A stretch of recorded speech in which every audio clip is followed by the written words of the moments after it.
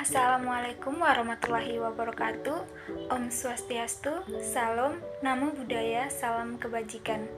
Perkenalkan, saya Katarina Jupajo dari kelas 2C D3 Akuntansi dengan NIM 221561303 akan memaparkan satu kasus dari PT Garuda Indonesia pada laporan keuangannya pada tahun 2018. Kita sama-sama mengetahui bahwa PT Garuda Indonesia merupakan maskapai penerbangan nasional milik negara yang melayani jalur dalam negeri dan internasional. Perusahaan ini didirikan pada tanggal 1 Agustus 1947 sebagai KLM Interinsuler Berdiri.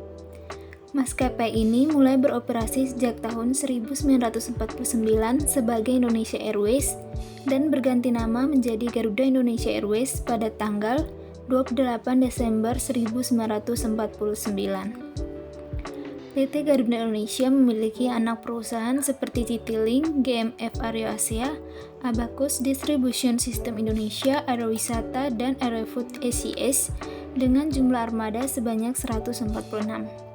Saat ini, Garuda Indonesia melayani lebih dari 60 destinasi di seluruh dunia dan berbagai lokasi eksotis di Indonesia. Kedua yaitu penyebab terjadinya kasus PT Garuda Indonesia.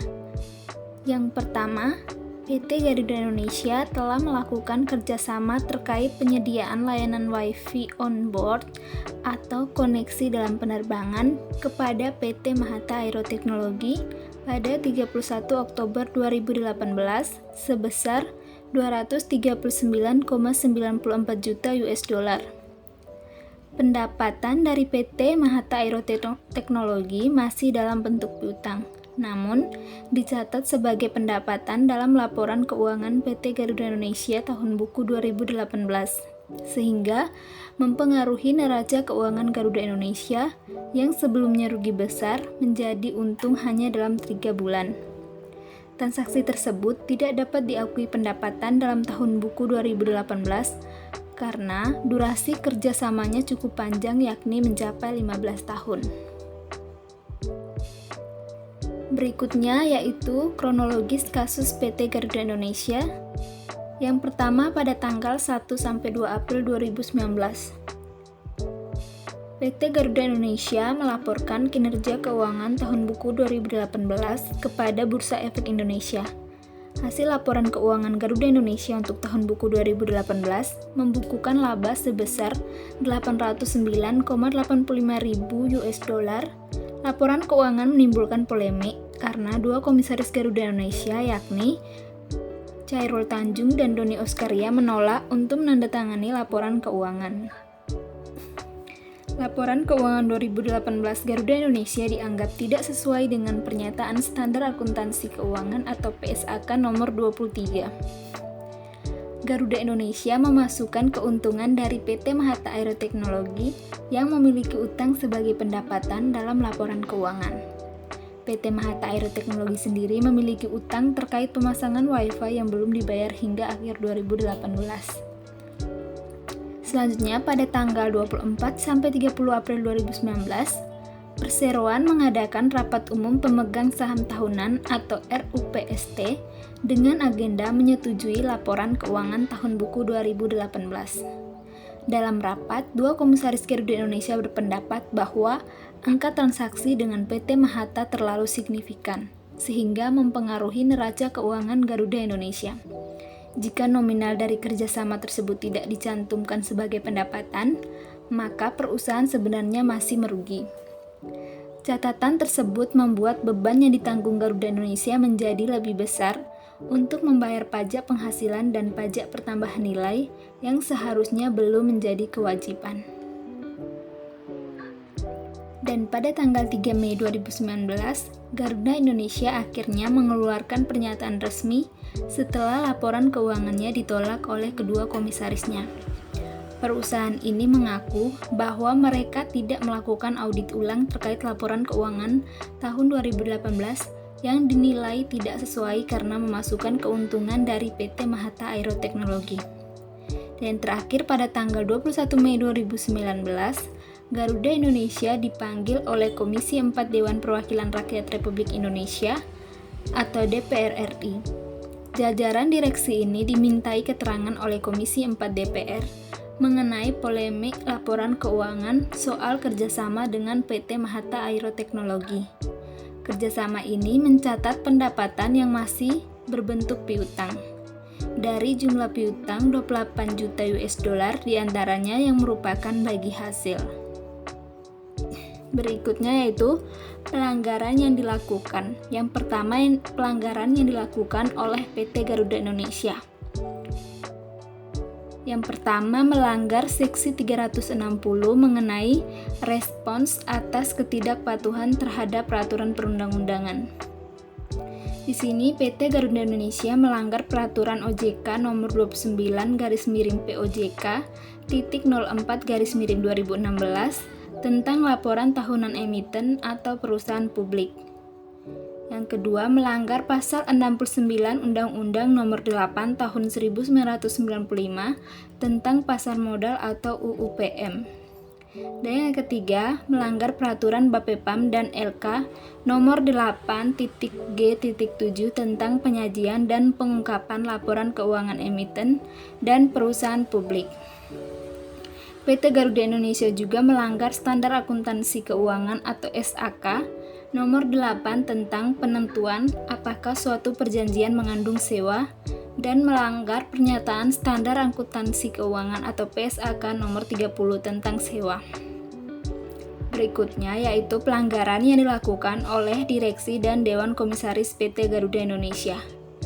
Yang pertama yaitu Peraturan Bapepam Nomor 8.G.11 tentang tanggung jawab direksi dan laporan keuangan dan Peraturan OJK Nomor 29-POJK.04-2016 tentang laporan tahunan emiten atau perusahaan publik.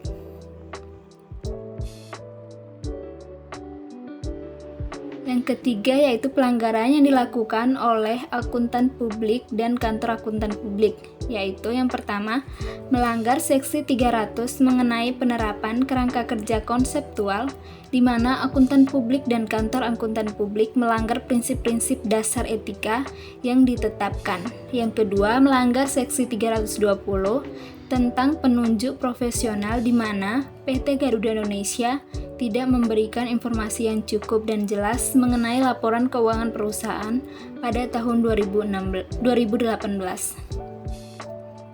Yang berikutnya melanggar pasal 66 Undang-Undang PM, lalu melanggar peraturan OJK nomor 13-POJK.03-2017, melanggar standar audit nomor 315 Standar Profesional Akuntan Publik atau SPAP tentang pengidentifikasian dan penilaian risiko kesalahan penyajian material melalui pemahaman atas entitas dan lingkungannya. Berikutnya melanggar SA nomor 500 SPAP tentang bukti audit, lalu SA nomor 560 SPAP tentang peristiwa kemudian, dan SA nomor 700 tentang perumusan suatu opini dan pelaporan atas laporan keuangan.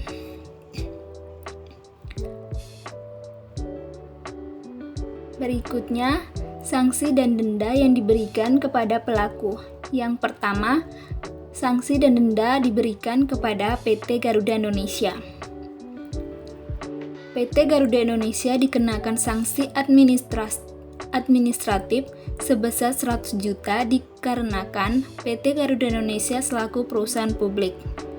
PT Garuda Indonesia dikenakan sanksi administratif sebesar 250 juta atas pelanggaran dalam menyajikan laporan keuangan perusahaan, dan PT Garuda Indonesia harus untuk memperbaiki dan menyajikan kembali serta melakukan paparan publik atau public expose atas perbaikan dan penyajian kembali LKT PT Garuda Indonesia per 31 Desember 2018 paling lambat 14 hari setelah ditetapkannya surat sanksi.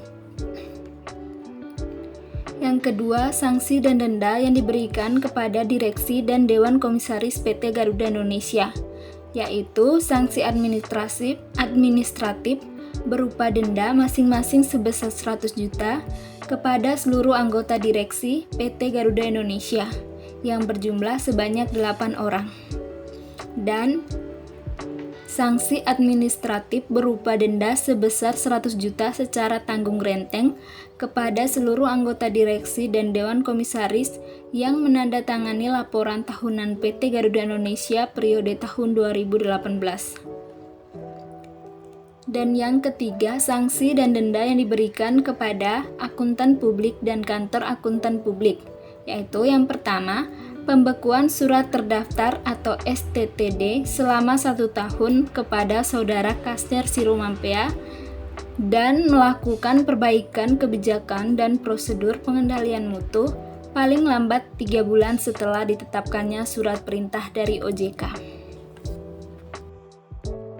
Demikian pemaparan saya tentang kasus PT Garuda Indonesia atas laporan keuangannya di tahun 2018. Kurang dan lebihnya saya mohon maaf. Akhir kata saya akhiri dengan wassalamualaikum warahmatullahi wabarakatuh.